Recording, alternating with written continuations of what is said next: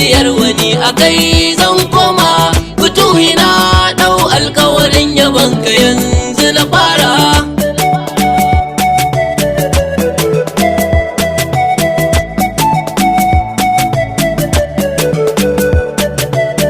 Da zuciya ta samu fituhi to kawai ta more, a rayuwa an samu fituhi rayuwar ta dore.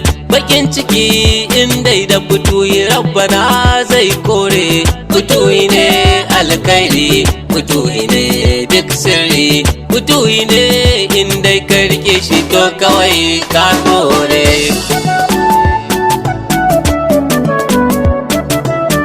Aya abin cewa mai sarijal bautar Allah, zuwanka ne ya saka aka zo da duk ibadu jumla.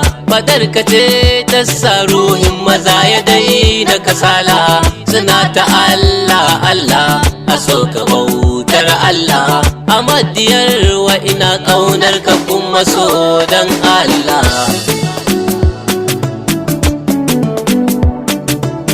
Da godiyarsa na gode rabu ko a can oga ne, cikin faɗinsa na samu abun faɗa abin daidai ne.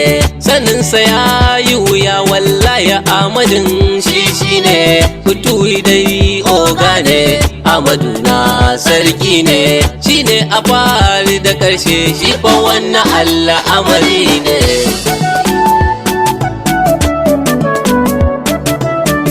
Ɗaitakar shi ta sa dukkan hijabuka ya buɗe, da koyuwarsa a Allah ne dukan waninsa ya shuɗe.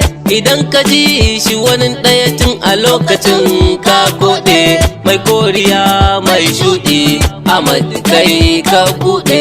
Ina gwanin wani ni ganawa sai in ce na gode.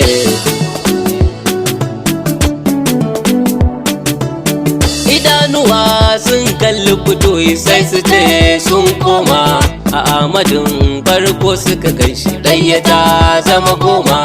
Ina ganin haka to kuma wa kake gani zan kama, shine ya zo barama ya ban shi yanzu na soma. Bana ganin wani in ba shi ba ko ina kuka kama.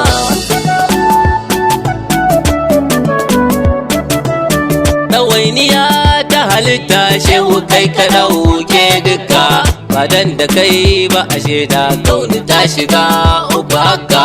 Dukan abin da ya zo daga kai muna ta yi masa barka, kai ne ka kore shaka wuyan mu mun mika gare ka ya maula ya saboda kai ka bar ma'ana ka.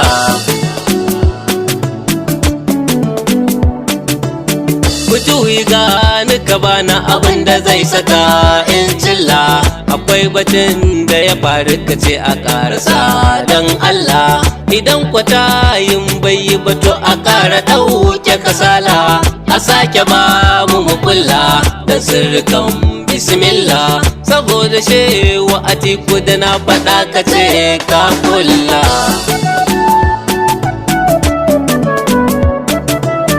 Ya shehu domin barhama karkasa na sauka a hanya, saboda 'yan mota ka nufa na ce aje na shirya.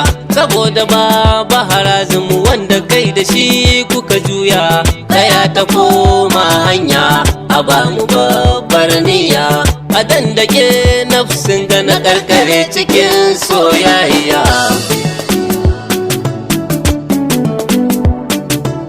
Tsawon dare ya bar mini zuciya da babbar jinya, sayin kamar ayyamun layi lambari ya sauya. Abin da na yi tsammani to ashe yana bisa hanya, abin jaka in goya na kama babbar hanya. Fituhi ne fadar da ake shiga a samu salama.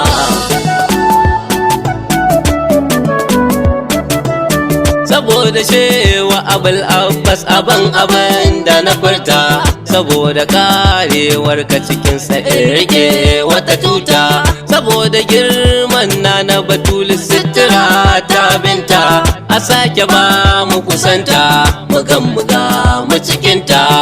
Fituhi murta da dagun abdi ne na bar rahamana haka